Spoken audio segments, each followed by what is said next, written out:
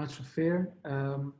When Ophir first contacted me in early May about doing the meetup, we said, I think in July people will still want to, but I think COVID is probably going to be behind us at that stage. Well, today's we got to the date, and in Israel at least, we're really back to quarantine mode. So here we are virtually meeting, and I'm really glad to see you all. So my name is Natan Silnitsky, and I'm a backend infrastructure developer at Wix.com. And I'm part of a team that is in charge of building tools and libraries for a Kafka-based ecosystem. And recently we've started to incorporate exactly once delivery into our infrastructure. So I thought it would be a great time to share with you how exactly does Kafka implement exactly once delivery, and why is it so difficult to achieve? And the main infrastructure that we are working on in our team, data stream team at Wix, is called Greyhound. So basically it's a high-level SDK for Kafka client producers and consumers for our Wix developers, and as the infrastructure for our microservices. Recently we've open sourced a big chunk of it.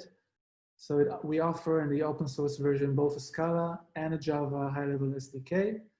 And Greyhound includes features like consumer handling parallelism based on fibers or green threads. So it's very efficient in resource utilization, and also includes automatic throttling of messages and robust consumer retries mechanism, and also a very simple and declarative APIs so that you can customize the consumer and producer just the way you want it, very simply. And so Greyhound is used in our distributed system at Wix, comprising more than 1,400 microservices. We have a lot of event-driven function, as Wix is a website building platform and online presence management platform. And so this event-driven flow is almost exclusively using Greyhound consumer producer, meaning Kafka consumer and producer. We produce more than 1 billion messages every day that are consumed by our microservices. And I thought for you to understand the importance of exactly once semantics, I'll introduce it through a very common use flow of e-commerce, so classic e-commerce flow. And we have the payment service here, and the checkout service, and the inventory service. So let's say that the payment was completed, so payment service notifies the checkout service about purchase completed. And then the checkout service wants to update the inventory service on the cart items that need to be decremented in the inventory. Unfortunately, the inventory service has a legacy API which each item needs to be updated separately in the API. And then the inventory will put those updates in the database. So achieving this exactly once is quite difficult. We can have failures and restarts along the way. So we can end up with duplicate processing and invalid state of our inventory.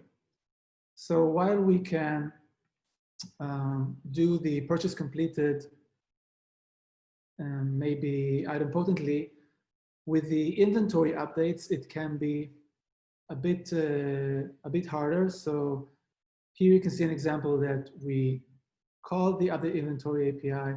We decremented the count for item 1 and 2, and then for some reason we got some restart.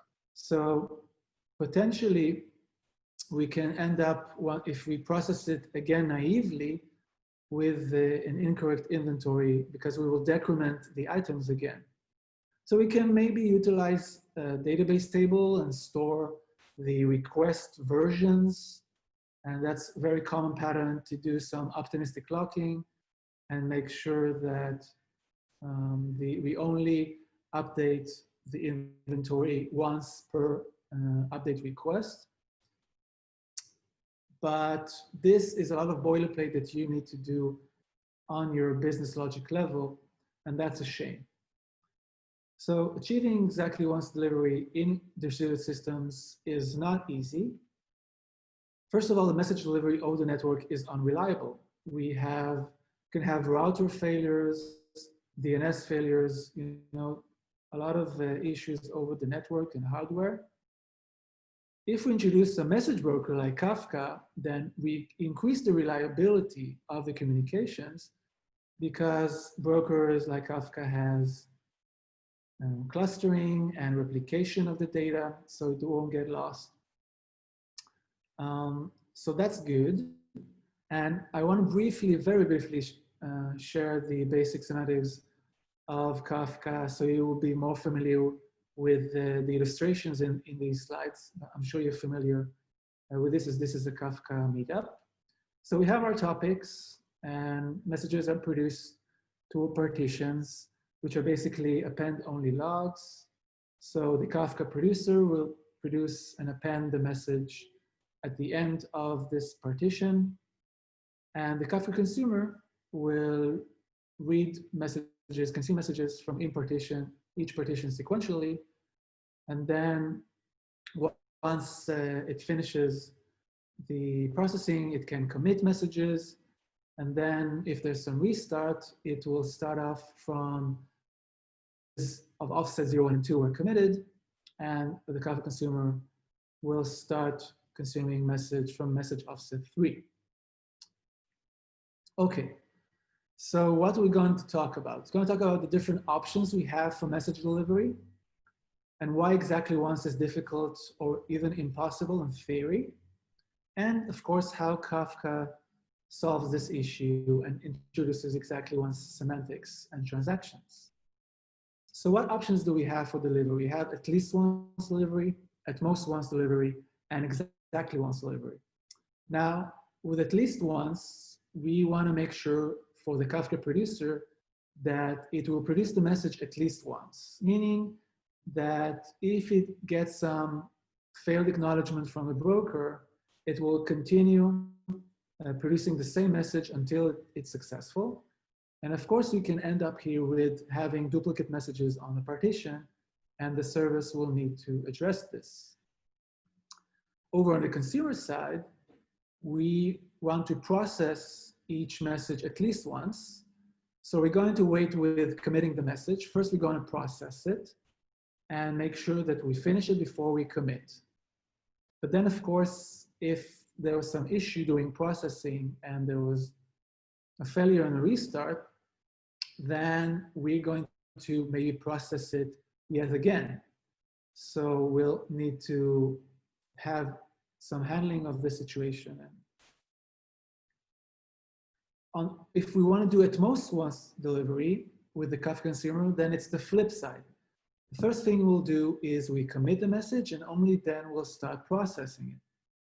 So with this situation, we can end up with losing messages because if we commit the message and then process it, and then there's some restart before processing it, then next time we're going to start from the first non-committed message, and then we're going to lose the previous message, right?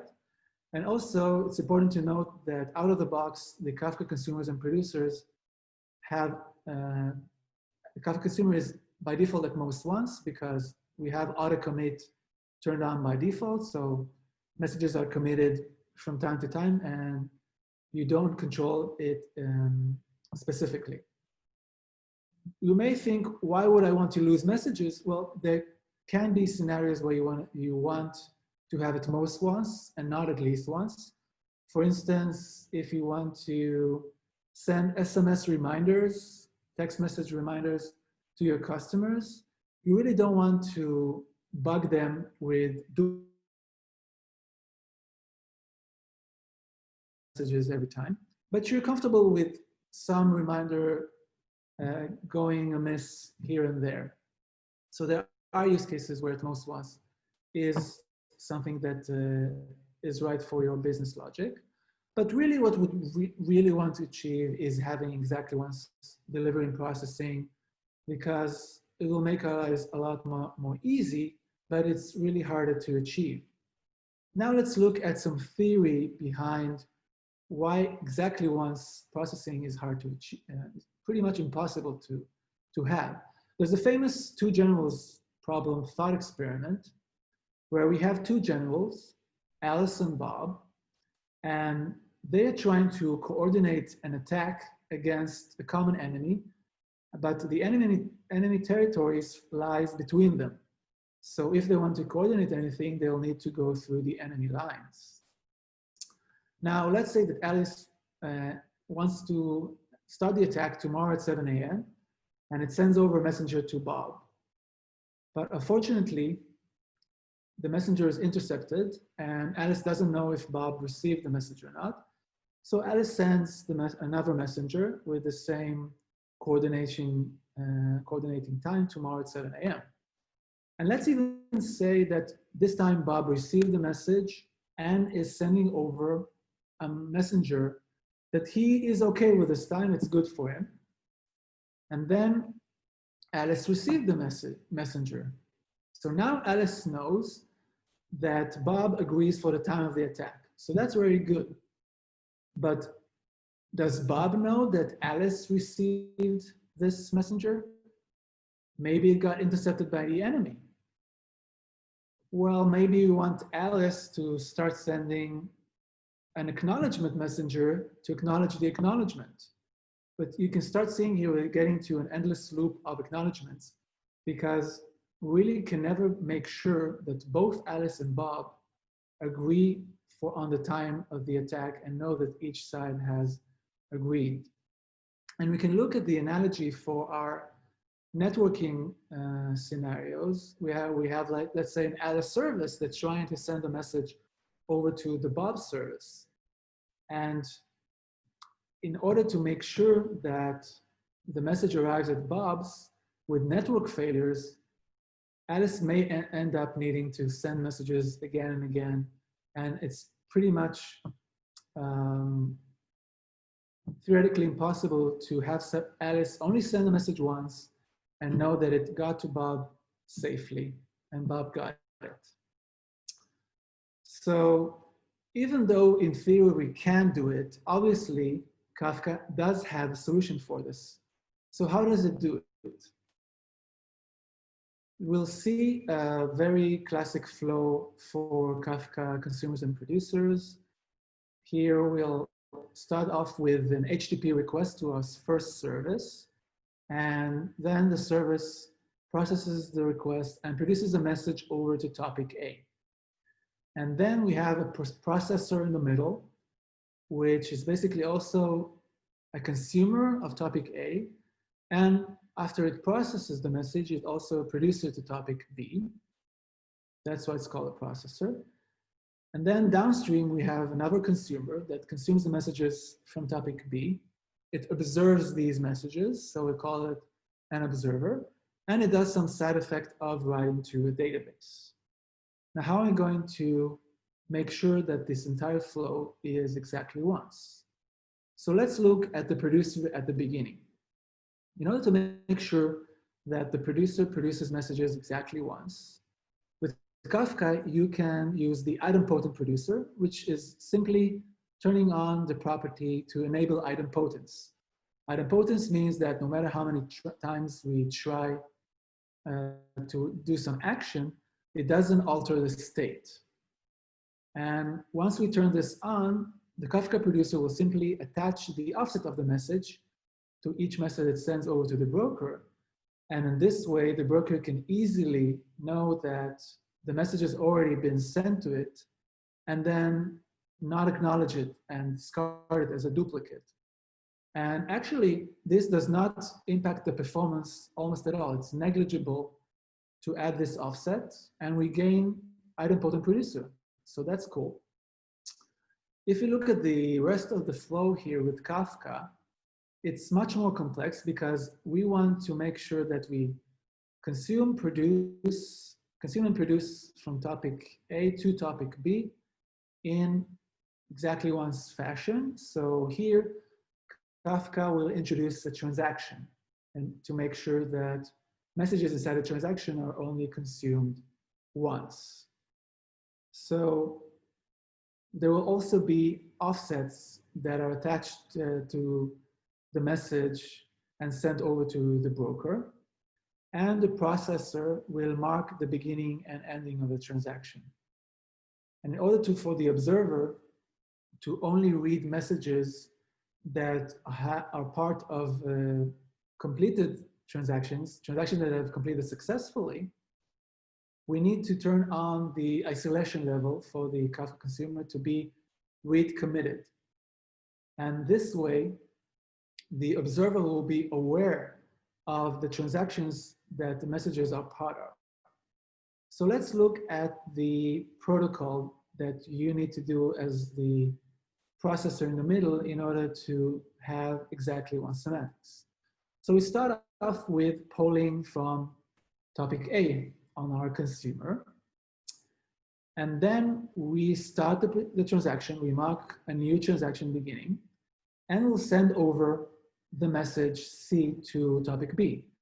At this stage, the observer can still not see the message because the transaction hasn't completed yet. The producer will also send the offsets, so the broker will know and manage which offsets are part of the transaction. And then on the happy flow, we commit the transaction, and now the observer can read message C and process it. But of course, things can go wrong. And in situations where any action before the completion of the transaction failed, the transaction will be aborted. And when the processor will start the transaction again, when the processor wants to recover, it will abort the previous transaction and start a new transaction. And only once it's completed, the observer can start reading from it. Now, the throughput is impacted when you turn on exactly one's semantics. According to the data from Confluent, somewhere between 3% and 25% decrease in performance of throughput. And it depends on a lot of things like the message size, and if you have acknowledgement from all brokers and other matrix and other configurations. But the most important configuration here is the transaction duration, because you can amortize the overhead of the transaction overhead by having the transaction duration be longer, and then more messages will be part of the transaction, and then we have increased throughput. But the flip side here is that we may have increased throughput, but we also increased latency, because remember, the observer can only start seeing and processing messages once the transaction was completed.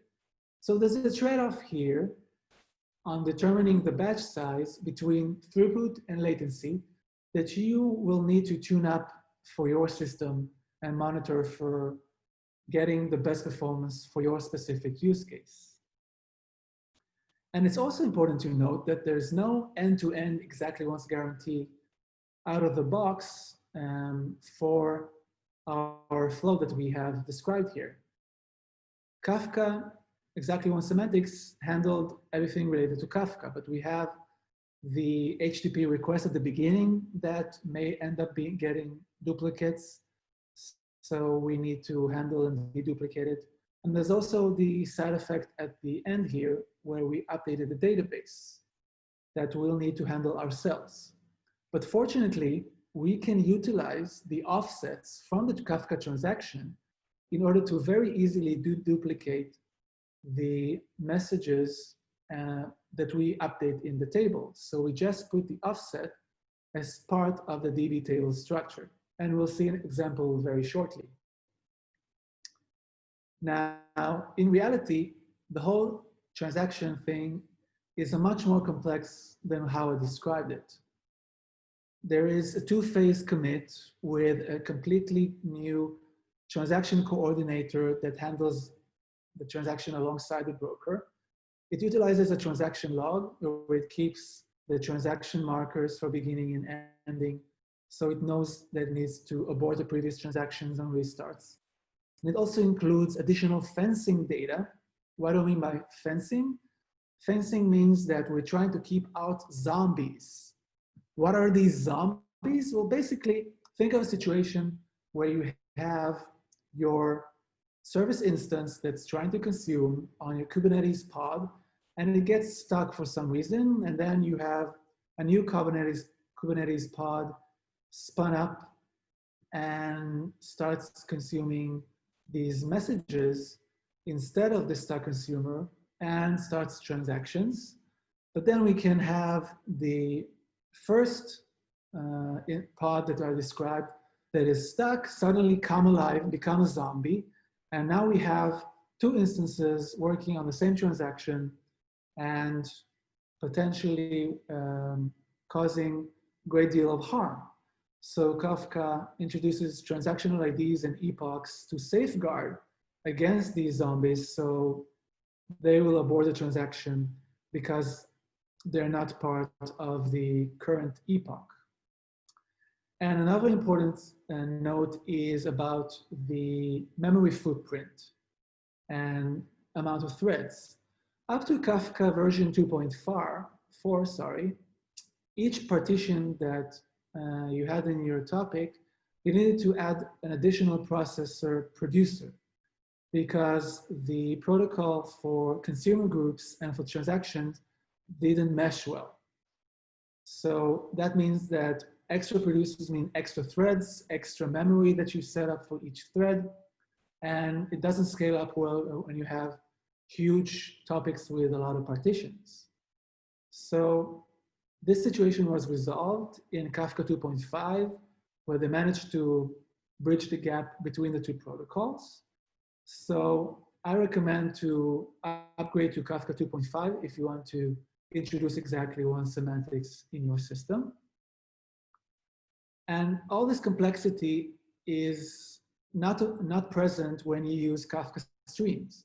In Kafka streams, you simply turn on exactly once in your streams config with this simple property, processing guarantee.